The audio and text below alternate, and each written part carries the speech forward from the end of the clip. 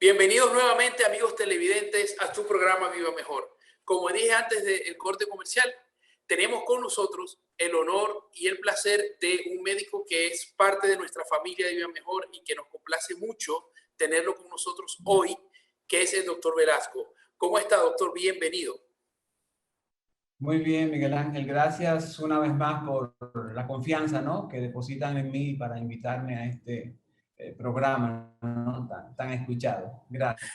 No, doctor Casimiro, para nosotros un verdadero placer tenerlo con nosotros acá. Y el doctor vino por algo muy importante, ¿ok?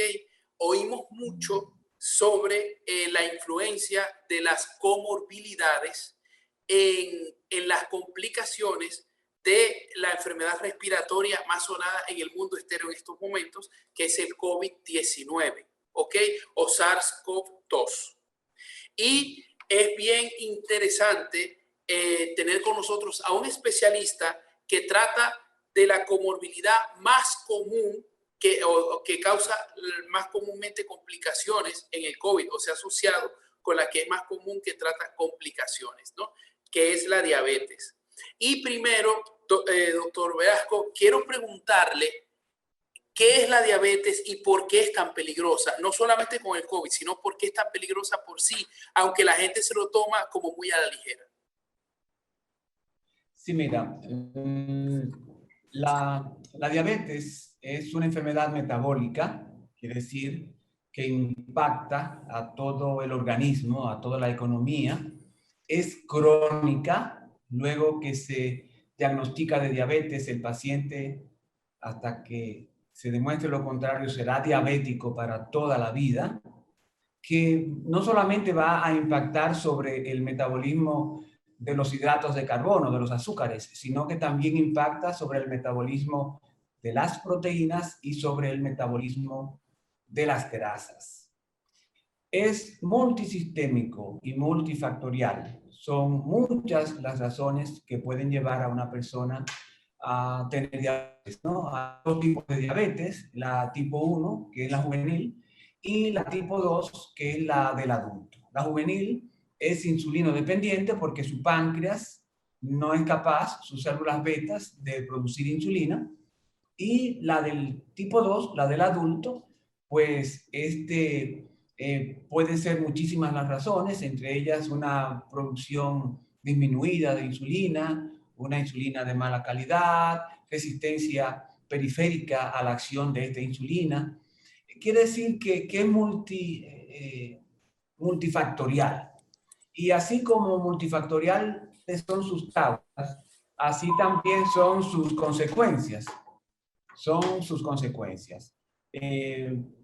Afecta a corto plazo, o vamos a decirlo de otra manera, de manera aguda, puede producir complicaciones porque te suba el azúcar o te baje, ¿no? O tener hipoglucemias, que es una situación muy desagradable de sudoración, frío, sensación de inminente de muerte, o que te sube el azúcar y se producen complicaciones como la cetoacidosis diabética, que puede tener un impacto incluso de mortalidad importante en el paciente.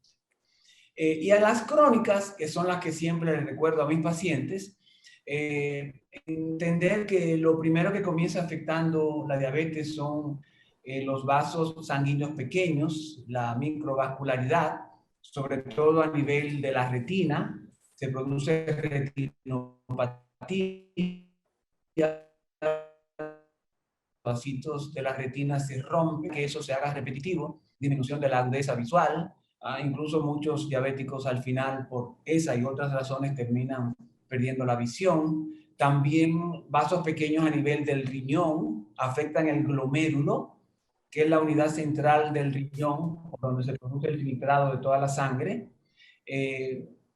La diabetes lo convierte a esa estructura incapaz de filtrar y limpiar la sangre, y eso va a terminar produciendo insuficiencia renal, una de las complicaciones más difíciles de manejar, porque la calidad de vida del paciente se afecta mucho. También se afectan los vasos sanguíneos grandes, sobre todo los miembros inferiores, hay incapacidad de retorno venoso, eso produce retención de líquido, edema, eso hace que el corazón trabaje un poco más forzado y bueno, y complique cualquier otra situación cardiovascular, sea valvular o sea de hipertensión arterial. También no nos olvidemos que el azúcar elevada en sangre, yo siempre lo digo de esta manera, convierte a la sangre en un medio de cultivo. Es una de las complicaciones que más se dan en los pacientes diabéticos porque cualquier herida o cualquier rasguño que tenga posiblemente va a tener más dificultad en ser curado, para decirlo de alguna manera. Pero también la diabetes afecta todo el sistema neurológico. Puede producir lo que se llama neuropatía diabética, donde el paciente pierde la sensibilidad al dolor superficial y profundo, al frío, al dolor vibratorio. Incluso tienen una sensación de quemazón o calentón en la planta de los pies y en las palmas. Es una situación muy desagradable. Obviamente que esto lleva a que el paciente no solamente pueda terminar con un desenlace fatal si no sabe manejarse con la diabetes, sino que tenga una calidad de vida muy mala, muy mala. Y obviamente una enfermedad como esta, que a propósito de que más adelante sé que me vas a preguntar sobre el impacto del COVID y la diabetes, te adelanto ya que la diabetes es una enfermedad inflamatoria como tal. Y eso ya afecta indirectamente el sistema autoinmune. Y de ahí muchas hipótesis y teorías que de una manera u otra pues se sostienen aún todavía hasta que aclaremos la situación del COVID-19. Claro que sí, pero antes de eso quería hacerle una pregunta que me parece muy interesante, muy pertinente, porque me la han hecho varios pacientes a mí y quiero hacérsela a usted para que hagamos esta reflexión. La diabetes produce muchos daños en los tejidos. Sin embargo, la diabetes, le pregunto, ¿la diabetes duele? ¿La diabetes se siente? Porque las personas esperan sentir algo para irse a hacer un examen médico. Y también que nos diga quiénes se deben ir a hacer un examen de glicemia y quiénes pueden estar como más riesgo y como en menos riesgo. Mira, la pregunta es muy interesante porque normalmente cuando a un paciente llega al médico y es diagnosticado de diabetes, tú puedes tener la certeza de que por lo menos llevaba 5, 6, 7 años siendo diabético y lo desconocía. Incluso las estadísticas en nuestro país hablan de que hay entre un 11 y un 13% de personas diabéticas y que hay un número igual que son diabéticos y no lo saben.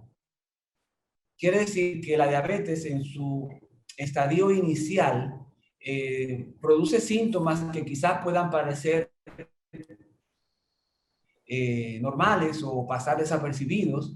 A veces la gente de repente llega donde me dice, sí, bueno, es que yo me levanto 3 veces a orinar y no sabe que lo normal es no levantarse a orinar. Entonces resulta que el hecho de que siempre tengo la boca seca, o sea, hay síntomas, hay una previo, cuando ya la diabetes se va instaurando, tengo la visión borrosa, son síntomas que se van presentando y que van dando luz a que este paciente es diabético.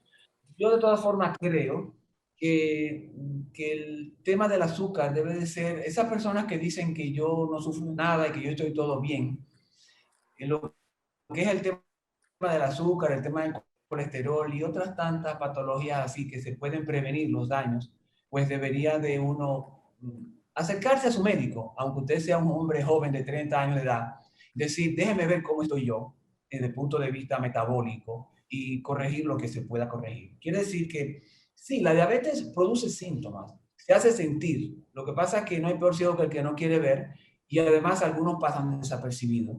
Pero siempre que la diabetes esté mal controlada, hay sintomatología y la calidad de vida de la persona se afecta. Ahora, si está bien controlada, no tiene por qué sentir nada en especial. Exacto. Entonces, quiero rescatar algo que usted dijo, algo que es muy importante. Es una enfermedad que cuando a nosotros nos empieza a dar algo, ya llevamos muchos años sufriendo de azúcar y nuestro cuerpo es un organismo muy noble y nuestro cuerpo hasta el último momento está actuando como que en perfectas condiciones y es cuando ya está prácticamente dañado que comienza a dar fallas y por eso es tan importante el chequeo regular para evitar esto. No sé si me equivoco, doctor Velasco, pero creo que es así y que es importante esta reflexión. Mira, Miguel Ángel, en efecto es así. Existe lo que se llama la homeostasis interna. La homeostasis interna es la capacidad de autorregularse el organismo en su interior, de mantenerse estable ante las adversidades del exterior. Tú tienes que tener una temperatura determinada y siempre debe de ser esa temperatura, independientemente de que estés dentro de un sauna o independientemente de que tú estés en el Himalaya cogiendo frío en la montaña. Quiere decir que el organismo se autorregula y eso lo hace justamente a través de las hormonas que suben, bajan, aceleran, dan taquicardia y producen un sinnúmero de ajustes para que tu temperatura sea siempre la misma, para que te sientas cómodo con tu organismo. Obviamente, hasta un momento en el que el organismo explota y bueno, entonces comienza la enfermedad a dar su cara, ¿no? Manifestándose de diferentes maneras. En el caso de la diabetes con poliuria, polidistia, polifagia, que quiere decir que orinan mucho de día, orinan mucho de noche, que comen mucho, que pierden peso. Y ahí comienza entonces ya a dar la cara a la enfermedad. Por eso es que el tema y lo ideal es que la persona en juventud, desde ya, se permita evaluarse cíclicamente con su médico y simplemente decir, yo estoy bien, me siento bien, pero yo quiero ver cómo estoy en mi parte interior, porque a veces no estamos funcionando tan bien como debiéramos. Claro, y también recalcar antes de terminar con esta parte, que si uno tiene familiares que sufren de diabetes, es muy probable que nosotros tengamos más riesgo, ¿cierto, doctor Casimiro? Definitivamente, sí, sobre todo la diabetes tipo 2 tiene una connotación muy definida y muy clara, es heredada, y si un padre o una madre es diabético, pues cuídate, cuida tu tipo de alimentación, cuida tu peso, asegúrate el ejercicio, qué tipo de comida comes, sobre todo, eso es muy relevante. Yo creo que justamente por eso es que insisto en el marco del adulto joven, como yo llamo, de los 30 años, todo el mundo debería hacerse un chequeo que le alerte, que mira, tienes esto elevado, tienes esto mal, o estás bien. Aleluya. Seguir haciendo lo que estamos haciendo. Ese es el objetivo. Exactamente. Entonces, doctor, ahora vamos con el tema central de nuestra entrevista, ¿no? Se ha visto, o todos los trabajos que se han hecho y toda la experiencia clínica que se ha abordado durante toda esta temporada de la pandemia, han visto como uno de los mayores peligros o riesgos de complicación el padecer la diabetes, ¿ok? Y quiero que nos explique por qué esto es así, qué se conoce de eso y qué puede hacer una persona diabética para como colocarse en las mejores condiciones para defenderse de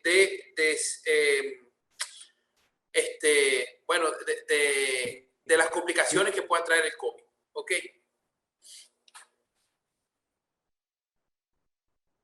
Vamos a esperar un momento porque hay problemas con internet. Entonces, ok. Perfecto, doctor. Lo tenemos otra vez con nosotros. Sí, ok. Ahora puedes Ok. preguntar para retomar. Ajá, perfecto. Entonces, volvemos aquí. Preguntaba o decía que la experiencia clínica de la pandemia nos ha asociado a la diabetes como una de las mayores comorbilidades que aumentan el riesgo de complicaciones del COVID. Y quería saber qué se sabe de este tema y cómo puede una una persona prevenir que sufre de diabetes, el que esas complicaciones sean más o menos fuertes, o si no hay forma, o sea, como no conocemos nada del tema, quiero que usted nos desarrolle un poco sobre esto, porque hay mucha inquietud de las personas que sufren diabetes, que prácticamente es una especie de sentencia de muerte cuando sufren COVID. Todo el mundo les tiene muchísimo miedo, ¿no? Cuando uno sale positivo de COVID y padece esta enfermedad.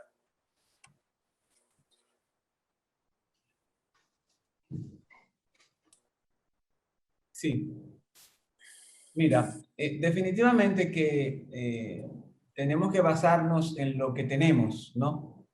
Y lo que tenemos, penosamente, no es mucho como para concluir, porque cuando hablamos de posicionamientos o de estudio de investigación, estos requieren tiempo, requieren que repitamos el experimento y que sea similar para uno poder asegurar que algo es como es. Y me voy a aclarar.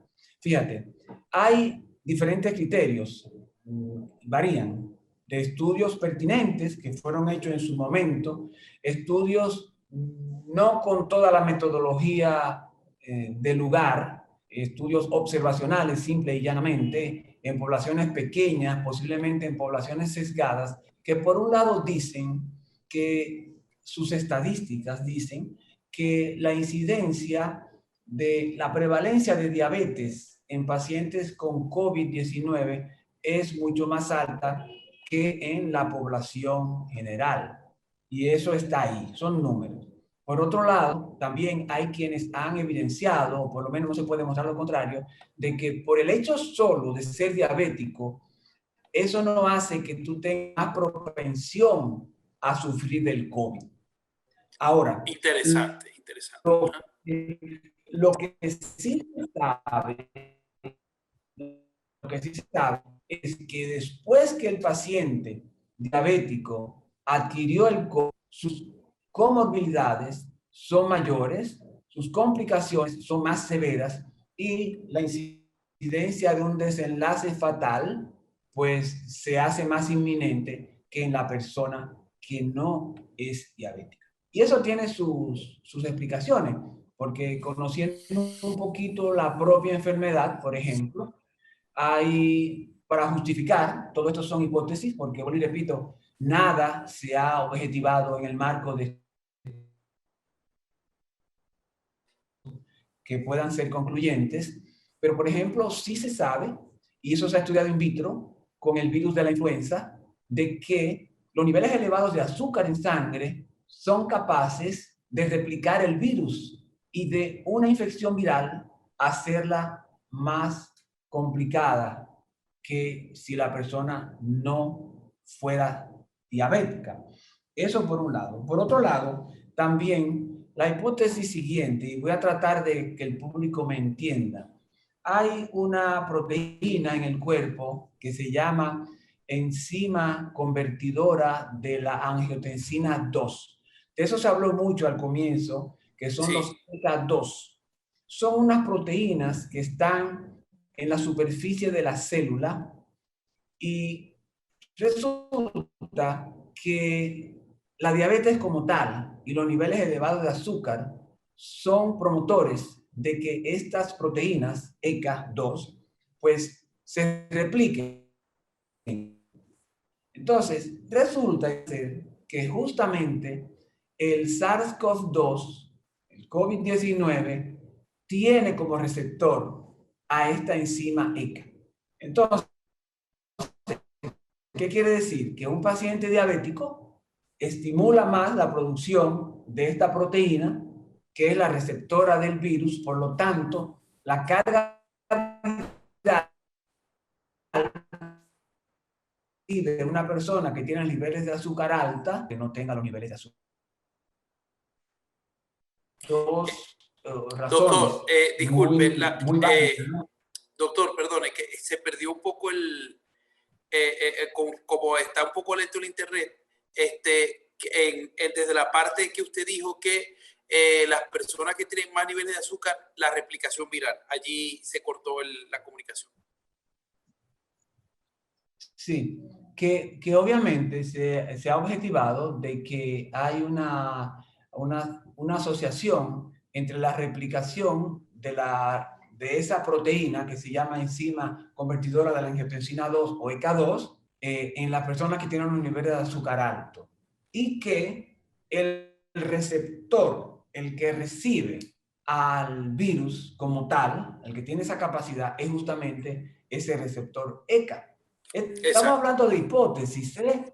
Yo no estoy siendo concluyente, porque el concluyente a esta altura creo que no está siendo muy objetivo, pero tenemos que pensar por dónde puede ser la cosa. Entonces, ese es uno de los factores que hace que el paciente diabético pues desencadene una enfermedad viral por COVID mucho más compleja que otros. No olvidemos que per se la diabetes puede producir lo que se llama cetoacidosis diabética, que es normalmente una complicación última que se produce en los pacientes, sobre todo en los pacientes infectados. Y en este caso, no nos olvidemos, el COVID-19 es una infección viral, inflamatoria, y ese tipo de procesos inflamatorios que por sí produce la diabetes hace que no solamente se pierda proteína, sino que también se pierda grasa. Y en la cetoacidosis, cuando se destruye la grasa, aumentan los cuerpos cetónicos y los cuerpos cetónicos acidifican la sangre. Y eso obviamente que no favorece a todo este tema del COVID en el paciente diabético. Esas son razones que habría que pensar. Entonces se crea una especie de círculo vicioso, ¿no es verdad? En donde la infección incrementa el azúcar eleva los ECA captan mayor cantidad de SARS y entonces la captación, la carga viral de esa persona se hace mucho mayor. Y vuelvo y repito, per se la diabetes es una enfermedad inflamatoria.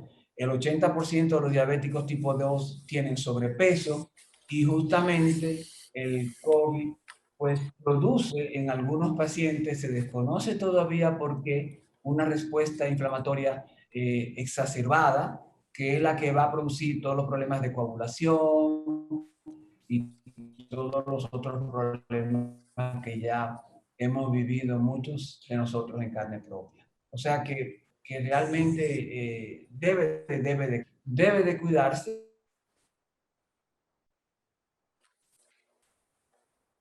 Los resultados finales son inciertos, independientemente de que tengamos medicamentos. Tú hiciste una introducción, Miguel Ángel, diciéndole a la gente, no tratamiento. Yo... Doctor, perdone, se está perdiendo todo lo que dijo. Desde antes de la... O sea, que usted dice, tú hiciste una introducción, ahí se dejó de escuchar.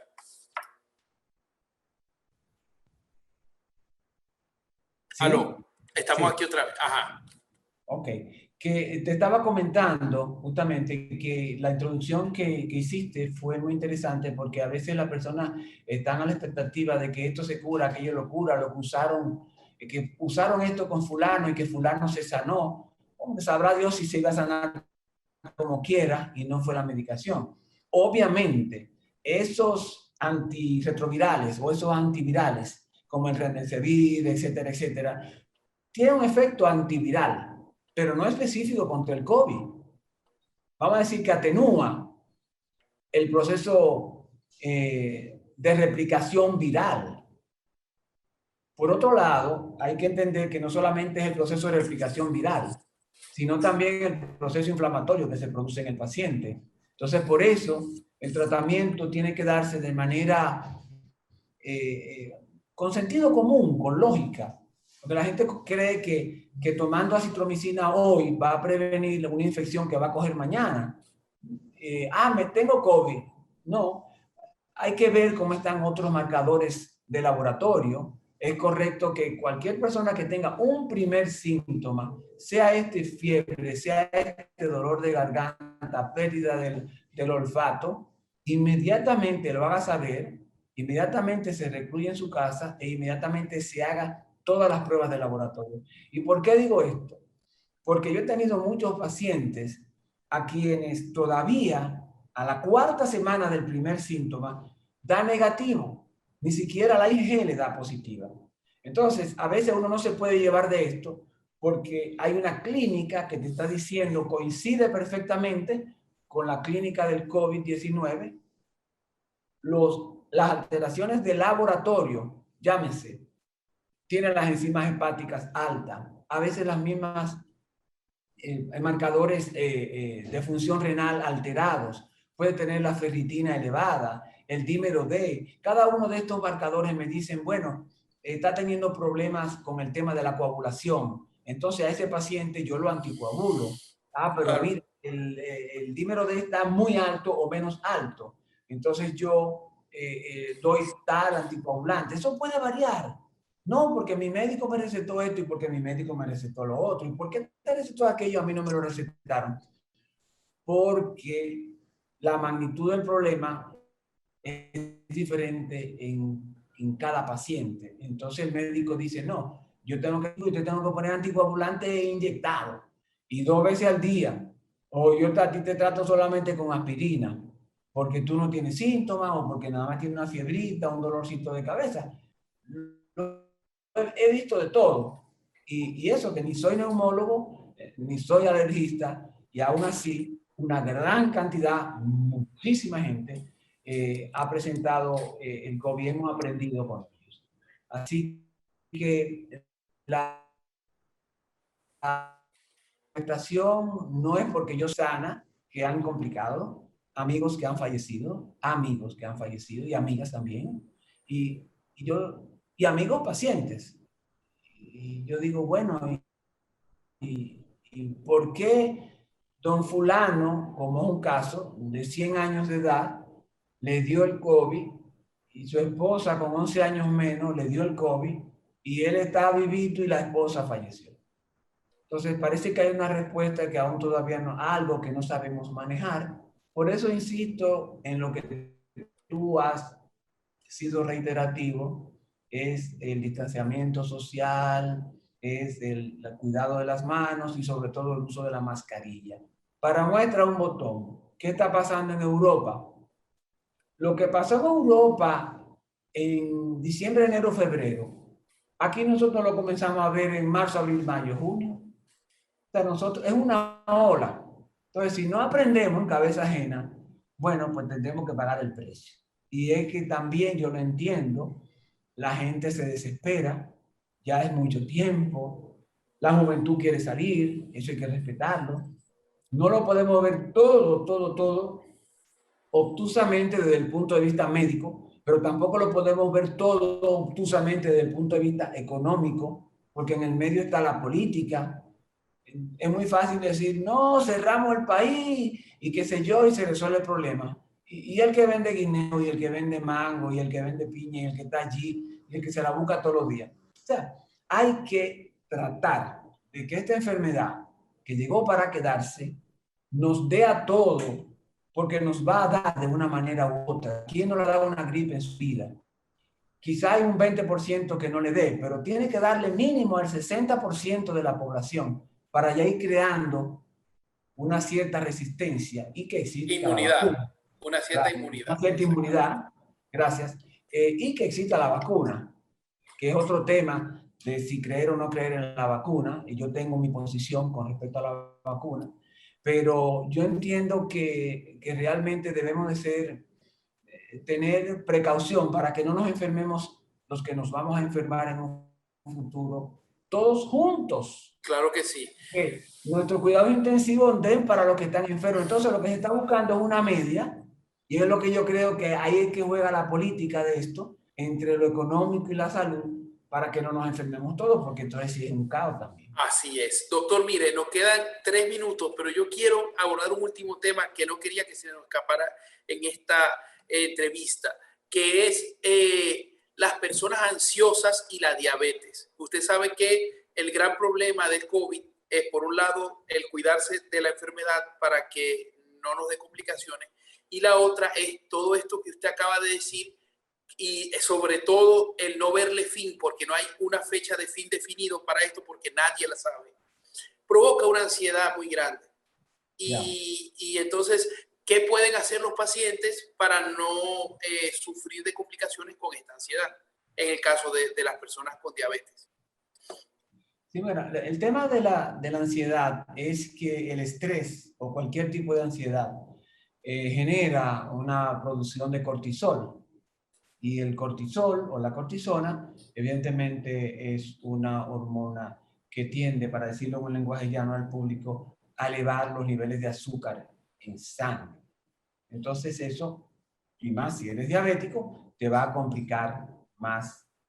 Yo creo que aquí la pregunta tiene una respuesta casi que filosófica. Y yo siempre digo que debemos caer en la acción para no caer en la preocupación. Así es, Algo sí. así, ¿no? Sí, sí, es así exactamente. Que tenemos que sumergirnos en la acción para no caer en la desesperación. Es esto.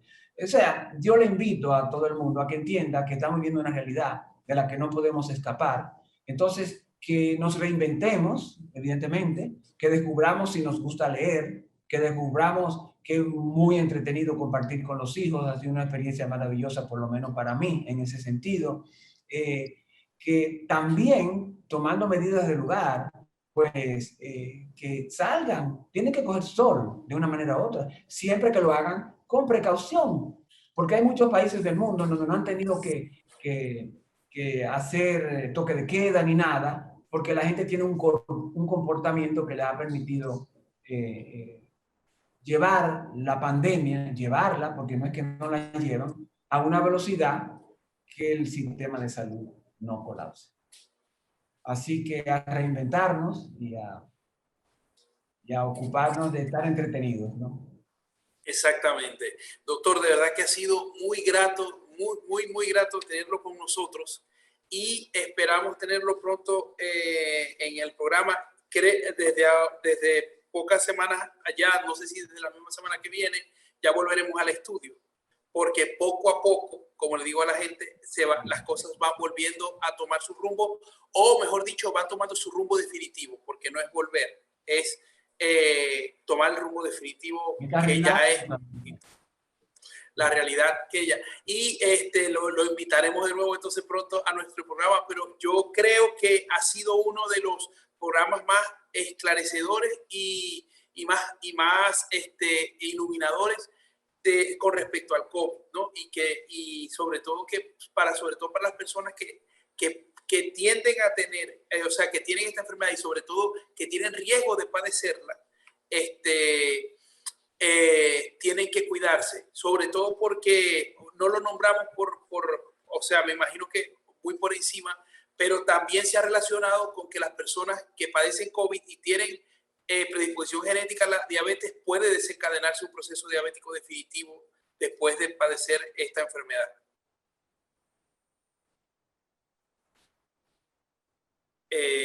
Entonces, sí, ¿no? Entonces, nada, para que otro motivo más para cuidarnos y sobre todo para no bajar la guardia, porque el tiempo va pasando y la gente se va acostumbrando y va queriendo como hacer una especie de rebelión contra la realidad. Entonces, exactamente. Bueno, doctor, muchísimas gracias y ustedes, amigos televidentes, no se vayan de nuestras pantallas porque tenemos más y mucho más de Viva Mejor para todos ustedes.